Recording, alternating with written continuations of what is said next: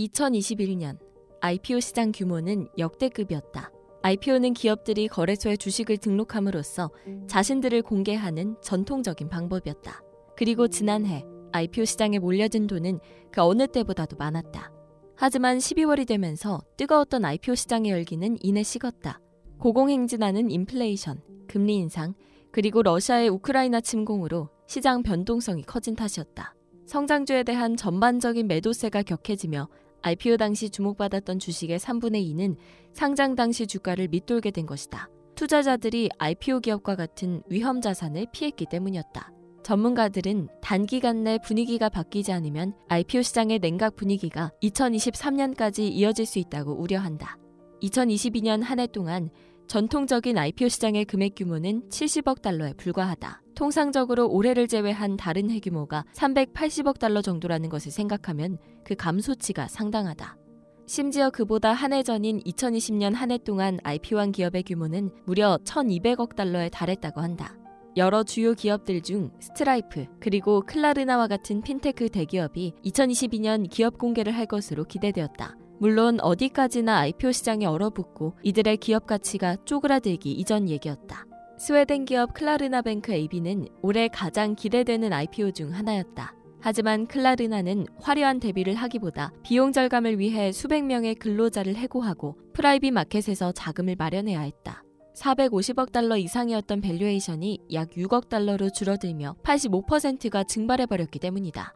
올해 IPO를 계획하고 있던 인스타카트 역시 밸류에이션 급감을 겪었다.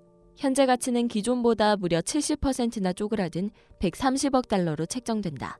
그나마 인스타카트의 경우는 매출 성장세에 힘입어 올해 IPO가 기대되던 몇 안 되는 회사 중 하나였다. 하지만 지난 10월 말 인스타카트는 직원들에게 보낸 메일에서 불안정한 시장 상황으로 인해 2022년 IPO 진행 확률이 현저히 낮아졌다고 밝혔다. 전기차 트럭 기업인 리비아는 올해 하반기 가장 큰 규모의 IPO 중 하나였다. 밸류에이션이 굉장히 높았다. 전통을 자랑하는 완성차 기업인 포드보다 더 컸을 정도였다.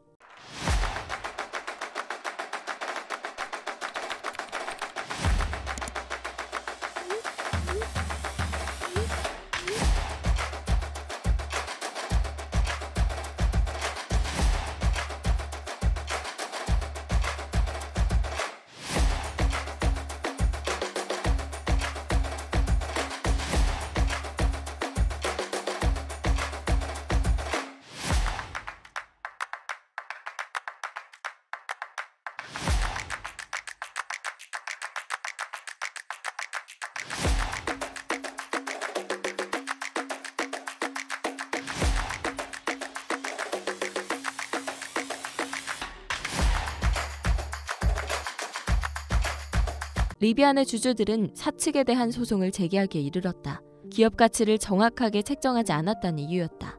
이 분위기를 깬 것은 분사였다. 이는 기존의 규모가 큰 본래 회사의 자회사나 세부 유닛을 별도의 기업으로 만드는 것이었다.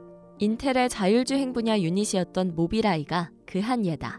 이 유닛을 150만 달러가량에 매입한 인텔은 2021년 모비라이의 가치를 500억 달러 가까이로 추산했다. 그러나 현재 시점 모비라이에 대한 인텔의 목표 밸류에이션은 200만 달러가 채 되지 않는다. 인텔의 CEO는 모비라이의 상장으로 자율주행 시장에 대한 관심이 환기되고 더 많은 사업 기회가 창출될 것이라고 말했다. 더불어 모비라이 IPO로 인한 수익 때문에 기업 공개를 진행하는 것이 아님을 밝히기도 했다. 역사적으로 IPO 주식은 가장 위험한 자산군에 속한다. 대부분 역사가 길지 않은 기업이기에 수익에 대한 기록도 없기 때문이다. 하지만 IPO를 통해 들어오는 자금으로 기업들은 자본을 축적하고 고용을 확대하고 기술에 투자하고 마침내 임직원들은 스탁옵션을 통해 보상받을 수 있게 된다. 그렇다면 꽁꽁 얼어버린 IPO 시장을 녹이려면 무엇이 필요할까? IPO 뱅커들과 변호사들은 시장이 안정된 뒤에 기업 공개에 나선 첫 번째 기업은 투자 기업이어야 하고 규모가 크며 이름이 난 곳이어야 한다 라고 입을 모아 말한다. 투자자들이 리스크에 대해 편해지게 되면 IPO 시장도 강해지고 시장도 안정될 것이라는 거다. 네, 안녕하세요. 이학년입니다. IPO 시장이 올해 상당히 힘들었습니다. 그만큼 경영 실적에 대한 자신감이 없었고요. 금리가 워낙 높았기 때문이거든요. 그렇지만 내년부터 이제 금리가 내려가면 시장도 좀 회복할 것이고요. 이제 성장주에 대한 기대감도 다시 나올 것 같습니다.